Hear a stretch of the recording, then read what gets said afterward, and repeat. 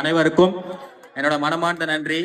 இங்க கூடி இருக்கிற மக்களுக்கு, காவலாக இருக்கிற காவல்துறைக்கு என்னோட மனமார்ந்த நன்றியை நான் பதிவிடுகிறேன்.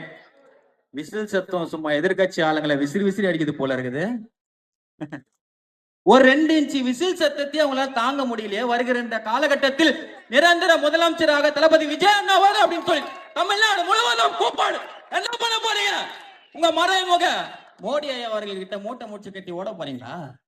கூடிய சீக்கிரம் நடக்கும். அதுக்கான வேலைகள் நடந்து கொண்டிருக்கிறது. 72 வருஷம் ஆட்சியில என்ன சம்பாதிச்சு வச்சிருக்கீங்க? ஊழல் பண்றோம் அப்படின்ற பேர்ல கோடி கோடியா கொள்ளடிச்சு வச்சிருக்கீங்க. கொள்ளையடிக்கிறோம் அப்படின்ற பேர்ல 41 பேரை கொலை பண்ணி வச்சிருக்கீங்க. ஆனா 1.5 வருஷத்துல நாங்க என்ன சம்பாதிச்சு வச்சிருக்கோம் தெரியுமா? கோடி கோடியான மக்களோட மனசை சம்பாதிச்சு வச்சிருக்கோம் தளபதி விஜய் அண்ணா அவர்கள். நம்ம நாட்டுக்கு சுதந்திரம் வாங்கி கொடுக்க எப்படி போராடினாங்களோ, நல்ல நல்ல தலைவர்களோட ஹிஸ்டரி இன்னைக்கு எப்படி எழுதப்பட்டுச்சோ, வருகின்ற காலகட்டத்தில் வரலாற்றில் தளபதி விஜய் அண்ணாவோட ஹிஸ்டரியும் எழுதப்படும். அது உறுதி.